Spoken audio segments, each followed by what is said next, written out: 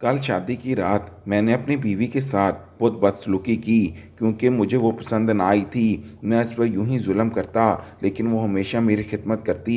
जब वो हामला हुई तो वो बहुत खुश थी पर मैं नाखुश था क्योंकि मेरे बच्चे भी इसी की तरह काले होंगे। इसी दौरान मुझे एक हसीन लड़की से इश्क हो गया। मैंने उससे निकाह करके अपनी हामला बीवी को तलाक देकर घर से निकाल दिया और नई बीवी के साथ रहने लगा। जब महीनों बाद घर के बाहर एक पोटली मिली जिस पर एक पर्चा था और पोटली हिल रही थी। मैंने जूं ही खत पढ़ा, चीखते हुए पोटली खोली क्योंकि ये रंग तुम पर बिल्कुल भी नहीं जच रहा। मैं जूं ही नहा कर निकला, आईने के सामने खड़ी खुद को संवारती रुबीना पर नज़र पड़ते ही मुंह हलकता कड़वा हो गया। तुम हल्के रंग पहना करो, गहरे रंग तुम्हारे लिए बना ही नहीं। मैंने तनकीदी नज़र से उसका जायज़ा लेकर उस पर गहरी चोट की। इसके मुस्कुराते लब सिमट गए जबकि उसकी गुनगुनाहट थम गई। वो ढीले कदमों से बिस्तर पर जा बैठी। मैं आईने के सामने खड़े होकर बाल बनाने लगा। सफ़ेद कुर्ता शलवार में मलबूस मैं बहुत अच्छा दिखाई दे रहा था। मैंने मुस्कुराते हुए अपना जायज़ा लिया मगर यूं ही पलटा। रुबीना पर नज़र पड़ते ही गुस्सा उमड़ कर आया था। अब नाश्ता मिलेगा कि नहीं, शक्ल अच्छी नहीं तो कम अज़ कम खिदमत करके ही दिल जीतने की कोशिश कर लो, पर तुम में तो वो गुण ही नहीं। मैंने गुस्से में बिस्तर पर पड़ा हुआ गीला तौलिया उठाकर उसके मुंह पर दे मारा। मैं अभी बनाकर लाती हूँ। वो जल्दी से तौलिया संभालती उठी, बनाकर लाती हूँ। मतलब तुमने अभी तक नाश्ता नहीं बनाया? तुम्हारे माँ बाप ने तुम्हें कुछ सिखा कर भेजा है कि नहीं? न जाने वो कौन सी पूरी घड़ी थी जब तुम मेरी ज़िंदगी में चली आई। एक बात साफ साफ समझ लो, मैं तुम्हें सारी ज़िंदगी भुगतने वाला नहीं। या तो अपने तौर तरीके दुरुस्त करो वरना मुझसे कोई उम्मीद मत रखना। मैं गुस्से में बड़बड़ाता दरवाजे को ठोकर मारता खाली पेट ही घर से निकल गया। मेरा नाम जब्बार है। मैं अपने वालिदैन का इकलौता चश्मो चिराग था। दरअसल बाबा ने मुझे लेकर पाला था। उनकी अपनी कोई औलाद ना थी, लिहाजा उन्होंने मुझे अपनी बहन से गोद ले लिया। यानी कि मेरे मामू मुमानी ने मुझे माँ बाप बनकर पाला। मुझे ये बात मालूम ना थी और मैं हमेशा से इनको ही अपना माँ बाप समझा करता। वो फिर मुझ पर जान निछावर करते। अब्बा की चूंकि अपनी कपड़े की बहुत बड़ी दुकान थी, लिहाजा अब्बा की आमदनी अच्छी थी। पैसे की किसी तौर कमी ना थी। महीने का इतना कमा लेते कि हमारा अच्छा गुजारा हो जाया करता। बचपन का वक़्त बहुत ही अच्छा गुजरा क्योंकि मेरे माँ बाप ने कभी मुझे किसी चीज़ की कोई कमी ना होने दी। उन्होंने मुझे बेहद लाड प्यार से पाला। बड़े होने तक मुझे इस लाड प्यार की और ऐशो इशरत की आदत हो गई थी। मैं हमेशा से ही शक्ल सूरत का अच्छा था। मेरे अंदर एतमाद और खुश मजाजी की भी कमी कोई ना थी। मेरे इर्द गिर्द दोस्तों का हजूम लगा रहता क्योंकि मेरी जेब हमेशा पैसों से भरी होती। अब्बा ने मुझे कभी किसी चीज़ से महरूम ना रखा, ना कभी मुझ पर हाथ रोका। वो मुझे खुला खर्चा देते। मैंने आज तक कभी अपने लिए इनसे ना नहीं सुनी थी। वो मेरी हर फरमाइश पूरी करते। ऐसे में मैं जितने चाहे पैसे चाहता खर्च करता। मुझे कोई रोकने टोकने वाला ना था। मेरे दोस्त मेरे पैसों का फ़ायदा उठाया करते और स्कूल और कॉलेज में सभी लड़के मुझसे दोस्ती के ख्वाहिशमंद होते क्योंकि मैं इन पर बेदरेग पैसे लुटाता। लिहाजा वो मेरी बात माना करते। मुझे अपनी मन मर्जी चलाने की इतनी आदत पड़ गई थी कि मैं ज़रा सी बात में भी ना सुनना पसंद ना करता। मेरे अब्बा उसूलों के काफ़ी सख्त थे। उन्होंने बेशक मुझे सोने का नवाला खिलाया था मगर वो मुझे कभी किसी मामले में बदतमीज़ी ना करने देते। यही वजह थी कि घर से बाहर कॉलेज या स्कूल से मेरी आज तक कभी किसी से कोई लड़ाई ना हुई थी क्योंकि मैं जानता था कि अब्बा ये किसी तौर भी कबूल ना करेंगे कि बाहर से मेरी शिकायत आए। मैंने कभी बड़ों के साथ बदतमीज़ी की और ना ही किसी के साथ कोई लड़ाई झगड़ा किया। ताहम जो लड़के मुझे बुरे लगते या नुकसान पहुंचाते, मैं उनके साथ ऐसी चाल चलता कि उन्हें बगैर लड़ाई के ही मुंह की खानी पड़ती। मेरी टक्कर का कोई ना था और ना ही मेरा कोई मुकाबला कर सकता था। अब्बा अपनी तरफ से मेरी अच्छी तरबियत करने की कोशिश में लगे रहते। उनका मकसद था कि मुझे कामयाब और काबिल इंसान बनाएं, ताकि ख़ानदान वालों को ये बात पता हो कि उन्होंने मुझे गोद लेकर पाला था। लिहाजा मेरे लाड़ प्यार और तरबियत में किसी किस्म की कोई कमी नहीं रखी थी। मैं भी दिल लगा कर पढ़ा करता। वैसे भी मुझे हर आसाइश मुयस्सर थी। तो फिर पढ़ने में कबाहत ही क्या थी। मैं हर जमात में इम्तियाजी नंबर लेकर पास होता तो अब्बा का सर फ़ख्र से बुलंद हो जाता, जबकि सीना खुशी से फूल जाता। गुजरते वक्त के साथ मुझे अपने आप पर बहुत गुरूर हो गया था। मैं जो चाहता वो आसानी से हासिल कर लेता। अब्बा खुद 2 ही बहन भाई थे। मेरी असली माँ और बाकी बहन भाई दूसरे शहर में आबाद थे। वो कभी कभार ही अम्मा अब्बा से मिलने आते तो मेरी मुलाकात हो जाती। जब मैं ज़रा बाशऊर हुआ तो अब्बा ने मुझे खुद ही बता दिया था कि उन्होंने मुझे अपनी बहन से गोद लिया है। मैं कुछ उलझन का तो शिकार हुआ, मगर मुझे ज़्यादा फ़र्क ना पड़ा। आखिर अब्बा मेरे सक्के मामू थे, तो अगर मैं इनके पास रह भी रहा था तो इसमें कबाहत ही क्या थी। वो भी कोई गैर ना थे। और फिर उन्होंने जिस तरीके से मेरा ख्याल रखा था, मुझे किसी चीज़ की कोई कमी महसूस ना होने दी थी। तो मुझे उनसे कोई शिकायत भी ना थी। मैं ज़रा हुस्न परस्त था। वाक़या हुआ था, मुझे खूबसूरती बहुत मुतासर करती। लड़कपन से ही मुझे मेरे दोस्तों ने ये बावर करवा दिया था कि मैं एक अच्छी शख्सियत का मालिक इंसान हूँ। ऐसे में खूबसूरत और मुतासरकुन शख्सियत के मालिक बीवी की ख्वाहिश करने में क्या हर्ज था। मैं हुस्न परस्त ज़रूर था, मगर लड़कियों के पीछे भागने वाला इंसान ना था। ना तो मुझे लड़कियों से दोस्ती की ख्वाहिश थी और ना ही शौक़। मुझे हर लड़की मुतासर भी ना करती। मैं एक प्राइवेट कॉलेज में पढ़ा करता, जहाँ बड़ी तादाद में लड़कियाँ मौजूद थीं। मेरी इनमें से चंद एक लड़कियों से दोस्ती थी, मगर ये दोस्ती हमेशा दोस्ती की हद तक रही। ना मैंने कभी हाथ से पढ़ने की कोशिश की और ना किसी को करने दी। कॉलेज में कुछ लड़कियाँ ऐसी भी थीं जो मुझे पसंद करती, मगर मैं हमेशा ऐसी लड़कियों से दूर भागता, क्योंकि मुझे ये सब पसंद ना था। मेरी कॉलेज की पढ़ाई मुकम्मल हुई तो अब्बा ने मुझे अपने साथ दुकान पर बैठने को कहा। मैं कुछ हैरान था कि अब्बा तो मुझे काबिल बनाना चाहते थे, जबकि अपनी ही दुकान पर बैठने के लिए कह रहे हैं। मैं भी यूनिवर्सिटी की तालीम हासिल करना चाहता था, मगर अब्बा की तबीयत आजकल कुछ ख़राब रहने लगी थी। उन्हें अपने कारोबार के लिए मेरी ज़रूरत थी। अब्बा का कहना था कि जब चलता हुआ कारोबार मौजूद है तो फिर मुझे नौकरी के करके धक्के खाने की क्या ज़रूरत है। मैंने तालीम तुम्हें अकल, समझ और शऊर देने के लिए दिलवाई है, ना कि नौकरी करके धक्के खाने के लिए। मुझे भी अब्बा की बात बिल्कुल सही लगी। आखिरकार ये सब काम कल को मैंने ही संभालना था, और अब जबकि अब्बा को मेरी ज़रूरत भी थी तो मैं इनका साथ क्यों ना देता। वैसे भी अब्बा की दुकान पर काम कौन सा इतना मुश्किल था। वहाँ देसियों मुलाजिम मौजूद थे जो सारा काम संभाल लेते। मैंने अब्बा की बात मानकर बाकायदगी से अब्बा की दुकान पर जाना शुरू कर दिया। अब्बा चूँकि मुझे अपनी जगह बैठाना चाहते थे, लिहाजा वो मुझे अपने साथ बैठाकर काम सिखाने लगे कि मुझे किस तरह पैसों का हिसाब किताब रखना था। मैं कुछ अरसे में काफ़ी हद तक काम सीख चुका था। अब्बा मेरी जहानत से काफ़ी मुतासर थे। जो तरीके हमें समझने में सालों लगे, तूने तो चंद हफ्तों में ही सीख लिए। अब्बा मेरी पीठ थपथपा कर बोले तो मैं खुश हो गया। मैंने दुकान पर गया, बैठना शुरू किया। अम्मा को तो मेरे सर पर सहरा सजाने की फ़िक्र पड़ गई। उनका कहना था कि मैं अपने सहन में छोटे छोटे बच्चे खेलते कूदना देखना चाहती हूँ। उनको बच्चों का बहुत शौक़ था। अब वो अपने पोते पोतियों के लिए बेकरार थी। मैं अम्मा की ख्वाहिशात सुनकर मुस्कुरा देता। अम्मा ने मुझसे पूछा कि अगर मुझे कोई लड़की पसंद है तो मैं बता दूं। वो इन माओं में से ना थी जो बेटों की शादी उनकी पसंद से करवाते हुए हदशाह का शिकार हों।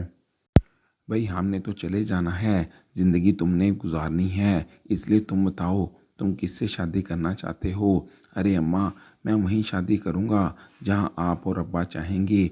आपने सारी ज़िंदगी मुझे बेहतरीन मुहैया किया है, और अब मैं कैसे आपकी पसंद पर एतबार ना करूँ। मैं किसी को पसंद नहीं करता। मेरे जवाब पर अम्मा और अब्बा दोनों ही निहाल हो गए। किस कदर फर्माबरदार बेटा है हमारा। अम्मा ने मेरे लिए लड़की की तलाश शुरू कर दी तो मैं मुतमिन होकर बैठ गया। अम्मा को मेरी पसंद का अच्छी तरह अंदाज़ा था।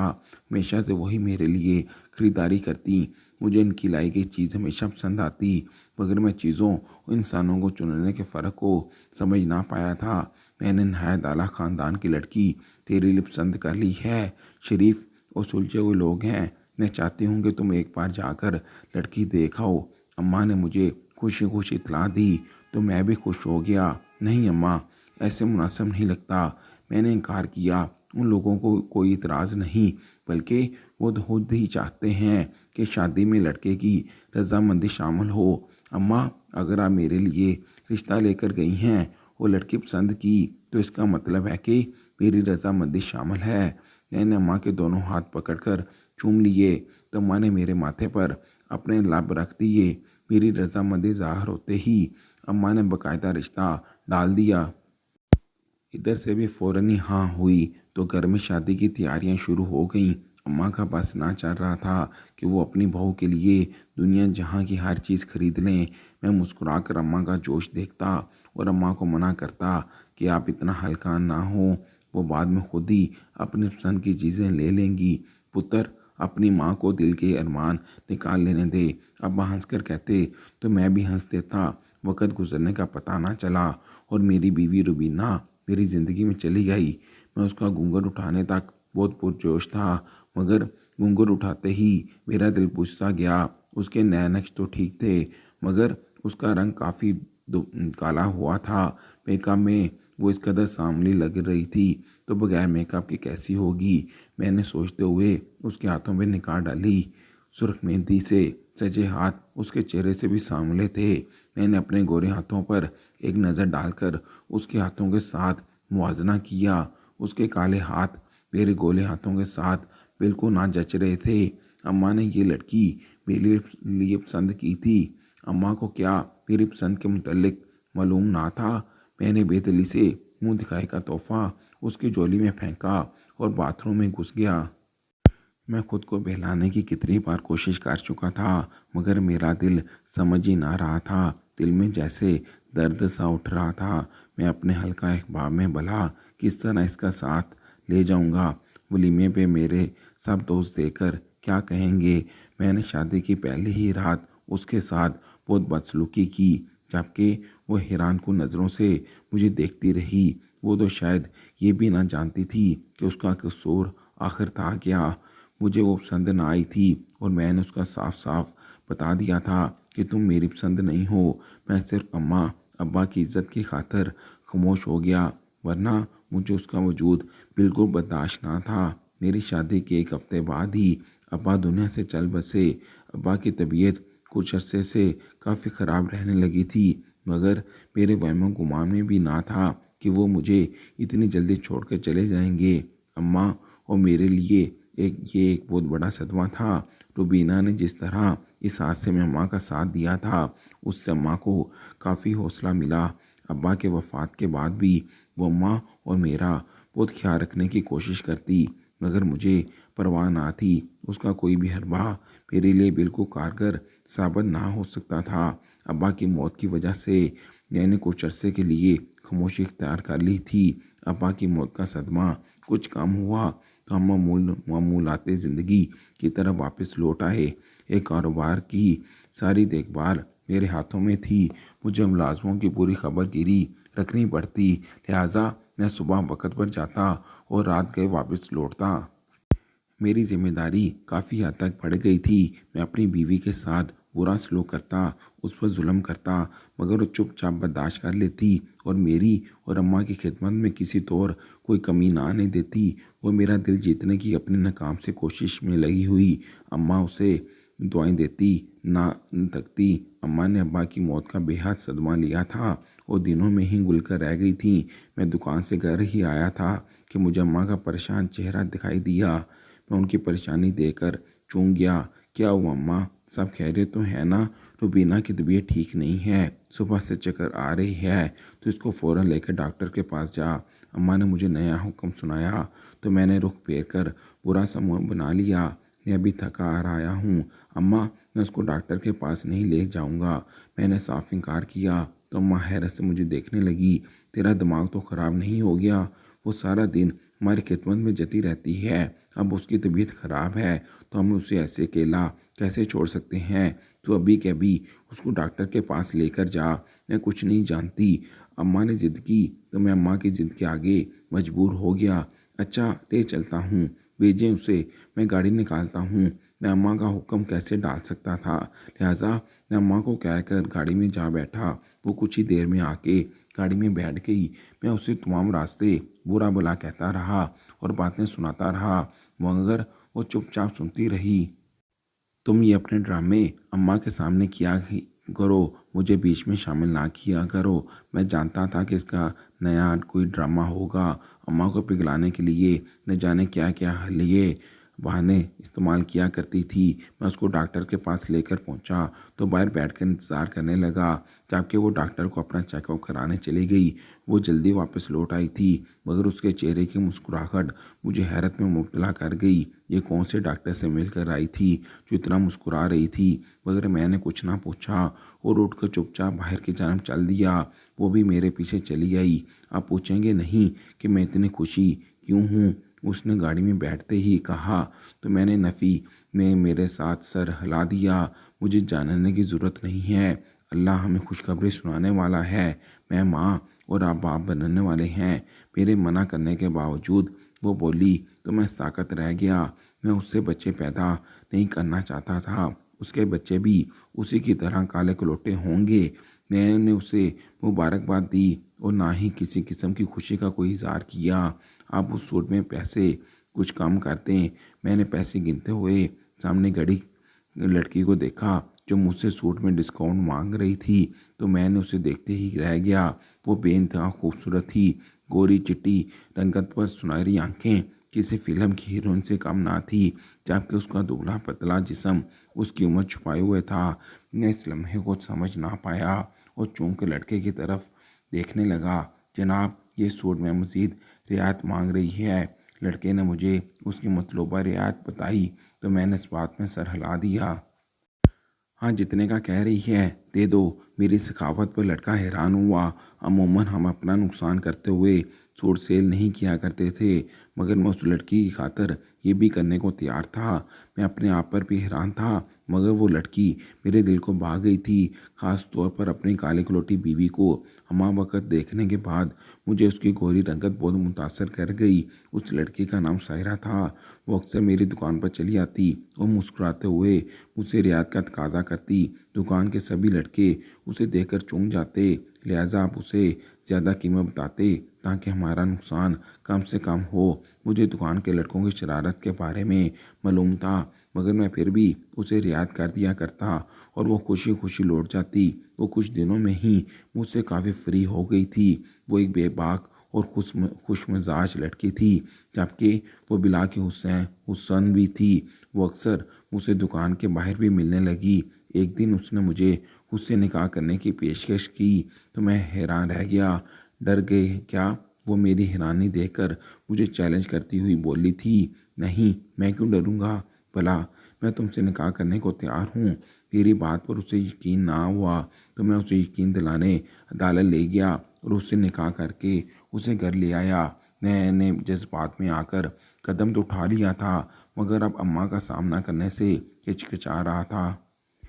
जो ही घर में उसे लिए दाखिल हुआ तो रुबीना हैरान होती हमारे करीब चली गई। शुक्र था कि उस वक़्त अम्मा सो रही थी। मैंने रुबीना को तलाक देकर उसे चलता किया।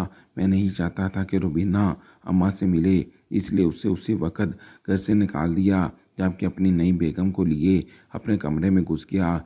मैंने सायरा के साथ नई ज़िंदगी का आगाज़ कर दिया। उसके आगे पीछे कोई था नहीं।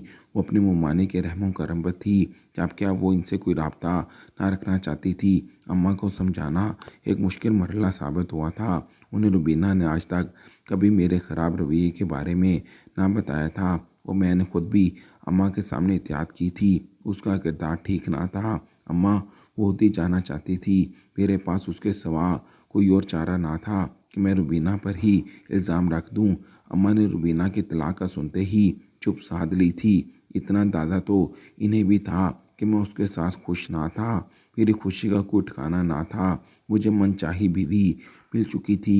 मैं उसका बहुत ख्याल रखता और उसकी ख्वाहिश पूरी करता। वो भी घर आते ही मेरे आगे पीछे घूमती। मुझे इस पर बहुत एतबार था, मगर अम्मा उससे कुछ नाला थी। अम्मा का उससे नाराज़ होना बनता भी था। ज़ाहिर था कि मैंने अम्मा की पसंदीदा बहू को तलाक देकर उससे पसंद की शादी भी की थी। मगर अब मैंने अम्मा की ज़्यादा परवाह करना छोड़ दी थी। आखिर ज़िंदगी पर मेरा भी हक था।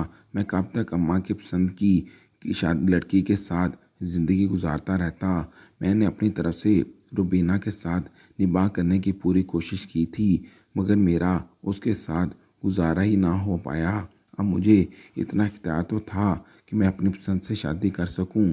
सायरा रुबीना की तरह सुकड़ वो खिदमत गुजार तो ना थी, मगर वो खूबसूरत थी और मेरे लिए इतना ही काफ़ी था। खाना तो मैं बाहर से ही ला सकता था, मगर अब तो अक्सर ही मैं खाना बाहर से ले आया करता।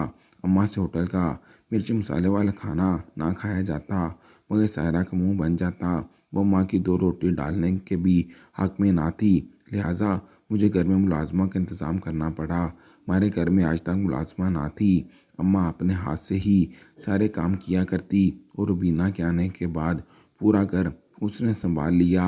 अम्मा को मुलाजमा के हाथ का खाना पसंद ना था, मगर वो बहरहाल सायरा से भी बेहतर खाना बनाती। दरवाजे पर दस्तक की आवाज़ से मेरी आँख खुली तो मैंने घड़ी पर निगाह डाली। वक़्त देखते हुए मैं फ़ौरन उठ बैठा और पहलू में लेटी सायरा पर नज़र डाली। वो अभी तक बेखबर सो रही थी। उठ जा यार, 12 बज गए हैं। मैंने उसे झंझोड़ा तो वो दूसरी तरफ करवट बदल कर लेट गई। आज चूंकि छुट्टी का दिन था, लिहाजा मुलाजमा ने भी ना आना था। मैंने दरवाज़ा खोला तो मैं सेन पर रखी पोटली देखकर चूक गया। पोटली पर एक पर्चा मौजूद था। मैंने पर्चा उठाया तो मुझे पोटली हिलती हुई दिखाई दी। मैंने जल्दी से पर्चा खोल कर पढ़ा। मुबारक हो, आपके यहाँ बेटी हुई है जो शक्ल सूरत में बिल्कुल आप पर गई है। उम्मीद है आप अपनी जैसी बेटी को तो अपने दिल में जगह दे पाएंगे। ये बच्ची आज से आपकी जिम्मेदारी है। मैंने चीखते हुए पोटली खोली तो नौमौलूद बच्चे को देखकर मैं हैरान था। मुझे रुबीना से इतनी संग दिली की उम्मीद ना थी। वो इतनी छोटी बच्ची को खुद से जुदा कैसे कर सकती थी। मैंने बच्चे को गोद में उठाया तो मुझे उस पर बेतहाशा प्यार आया। ये मेरी अपनी बेटी थी। मैं कितना जालिम था कि मैंने अपनी होने वाली औलाद का भी ख्याल ना किया था। मैंने बच्ची ले जाकर अम्मा की झोली में डाली तो वे हैरान हुई। ये तो चांद का टुकड़ा है, तो इसको ले जा अपनी बीवी की झोली में डाल दे। तेरी खातर इस बच्चे को तो संभाल ही लेगी।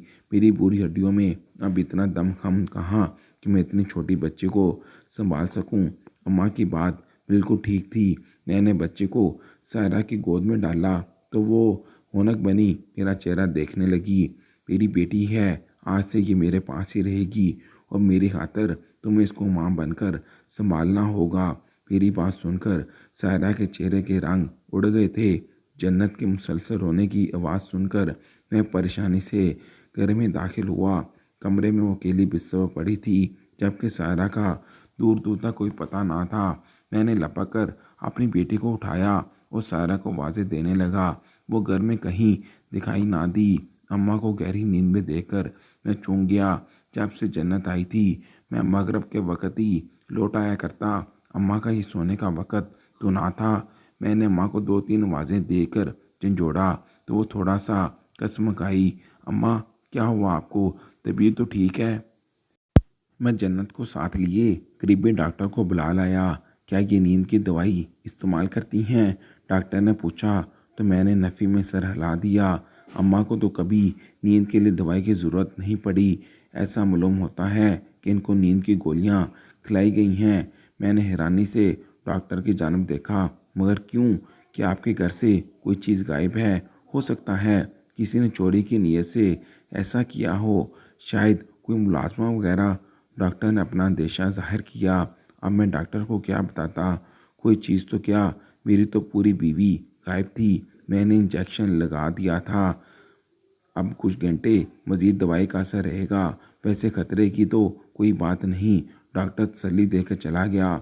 मैंने फ़ौरन उठकर अपनी अलमारियां चेक दी की तो मेरे पैरों तले से ज़मीन निकल गई। मैंने कल ही लाकर कई लाखों रुपए दराज में रखे थे, जबकि रुबीना और सायरा दोनों का सारा जेवर गायब था। मैं जल्दी से अम्मा के कमरे में गया। अम्मा की अलमारी से भी सारा कीमती सामान और जेवर गायब था। मैं अपना सर पकड़ कर बैठ गया। मुझे ये मुलाजमा का ही काम लगता था। मेरा खून गुस्से से खोल उठा। मैं उसे छोड़ूंगा नहीं, मगर ये सायरा का कैसे पता चलेगा कि वो कहाँ चली गई थी। अम्मा को सुबह तक होश आ गया था। मुलाजमा ने मुझे चाय बनाकर दी थी। उसके बाद मुझे नींद आने लगी, मगर मैं अभी गुनूदगी में ही थी कि सायरा और मुलाजमा दोनों ही घर की तलाशी ले रही थी। वो सब इकट्ठा करके ले गई हैं। अम्मा परेशानी से बोली थी। मुलाजमा और मेरी बीवी दोनों ही गायब हो गई थी। मुलाजमा को सायरा ने ही बुलाया था, इसलिए मुझे इसके बारे में कोई मालूमात ना थी। मैंने थाने में चोरी और अपनी बीवी की गुमशुदगी की रिपोर्ट दर्ज करवाई थी, मगर कोई फ़ायदा ना हुआ था। दोनों का ही कुछ पता ना था। सायरा जन्नत का बोझ ना उठा सकती थी। उसने शायद पैसों के लिए ही मुझसे शादी की थी। जन्नत के आने के बाद से मैंने उसके रवैये में वाज़ेह फ़र्क देखा था। वो हालत मजबूरी जन्नत को संभालती, वरना मुलाजमा को पकड़ा देती। अब जन्नत को अम्मा ने ही संभाला हुआ था। इतनी छोटी बच्ची को माँ से दूर रखना माँ और बच्ची दोनों के लिए ज़्यादती है। मेरी माँ तो सायरा के बजाय रुबीना को तलाश कर। अम्मा ने मुझे परेशान देखकर मशवरा दिया। क्या बात कर रही हैं अम्मा? मैंने बच्ची को माँ से जुदा नहीं किया। उसकी माँ ने ही खुद इसको यहाँ भेजा है, और मैंने रुबीना को तलाक दी थी। अब उसे कैसे वापस ला सकता हूँ? मैं शर्मिंदगी से बोला था। सच तो ये था कि सायरा जैसी पौड़ और बदसलीका औरत के साथ रहकर मुझे रुबीना जैसी सलीका शुआर और खिदमत गुजार औरत की कदर हो गई थी। सायरा ने ना तो अम्मा के दिल में अपनी जगह बनाई थी और ना ही कभी मेरी खिदमत की थी, बल्कि वो सिर्फ पैसे खर्च करना और मौज मस्ती करना जानती थी। देख पुत्र, जब औरत हामला होती है तो तलाक नहीं होती। तूने उसे तलाक ऐसी हालत में दी थी। ना तू मौलवी साहब से मज़ीद मालूमात हासिल कर ले और अपनी बच्ची की खातर उसकी माँ को वापस ले आ। अम्मा की बात मेरे दिल को लगी थी। वाकई मैंने रुबीना के साथ बहुत ज़्यादा ज़्यादती की थी। मुझे अपनी बेटी जन्नत बहुत प्यारी थी।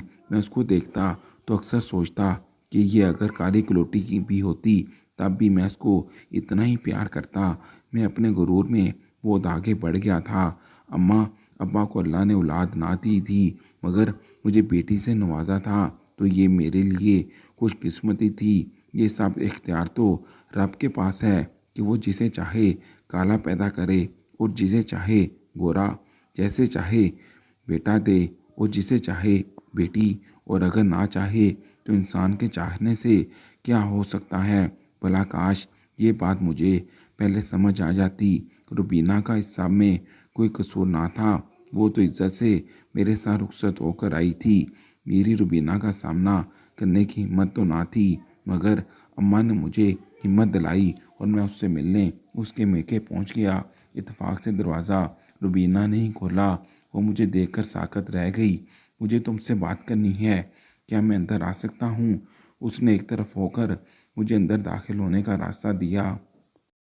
उसके माँ बाप भी मुझे देखकर हैरान थे, जबकि मैं बेहद शर्मिंदा। क्या करने आए हो तुम यहाँ तुम? उसके बाप ने गुस्से से पूछा। तो मैं कुछ बोल ना सका। आप बात करने दें, मेरे साथ आए। रुबीना की माँ उसके बाप को वहाँ से ले गई तो मैंने रुबीना के चेहरे पर एक नज़र डाली। तुम जन्नत को मेरे पास क्यों छोड़ गई थी? जन्नत, उसने ज़ेरे रब दोहराया था। हाँ, मैंने उसका नाम जन्नत रखा। मैं अपनी बेटी के जिक्र पर मुस्कुरा दिया। मुझे लगा था कि मुझसे ज़्यादा आप उसकी अच्छी तरबियत कर सकेंगे। वो उदासी से बोली तो मैं उसके पैरों में बैठ गया। उसके लहजे में आज भी मेरे लिए वही इज्जत और एहतराम था जिसके वो मैं काबिल भी ना था। रुबीना, अम्मा कहती है कि तुम्हें तलाक ना हुई थी। मौलवी साहब का भी यही कहना है। वैसे भी मैंने सिर्फ एक बार तलाक दी थी, 3 बार नहीं। अगर हो सके तो मुझे माफ़ कर दो। मेरी बात सुनकर वो मुस्कुरा दी थी। मैं अपनी बेटी की खातर ये कर सकती हूँ। मैं रुबीना को घर लाया तो वो अम्मा से लिपट कर रो दी थी। अम्मा, रुबीना का किरदार बुरा ना था। मैंने इस पर झूठा इल्ज़ाम लगाया था, मैं जानती हूँ। रुबीना ने अगले दिन ही आकर मुझे सारी बात बता दी थी। अम्मा गोया हुई तो मैं हैरान हुआ। अम्मा ने फिर भी मुझे कुछ भी ना कहा था, ना कोई मुलामत, ना कोई बुरा भला। अम्मा और रुबीना दोनों का ही दिल कितना बड़ा था। मुलाजमा और सायरा कुछ दिनों में ही पुलिस की गिरफ्त में आ गई थी। वो दोनों सकी बहनें थीं जिन्होंने लूटने की खातिर मेरा इंतखाब किया था। वो दोनों मेरी कमाई पर खूब ऐश करती रहीं, जबकि जन्नत की वजह से उन्हें अपना ड्रामा जल्द ख़त्म करना पड़ा और तमाम पैसा लौटकर किसी नए मुर्गे की तलाश में निकल गई। मैं सायरा का सच जानकर मज़ीद परेशान था।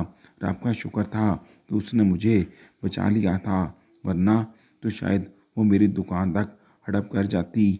मैं अपनी अम्मा रुबीना और अपनी बेटी जन्नत के साथ एक खुशगवार ज़िंदगी गुजारने लगा।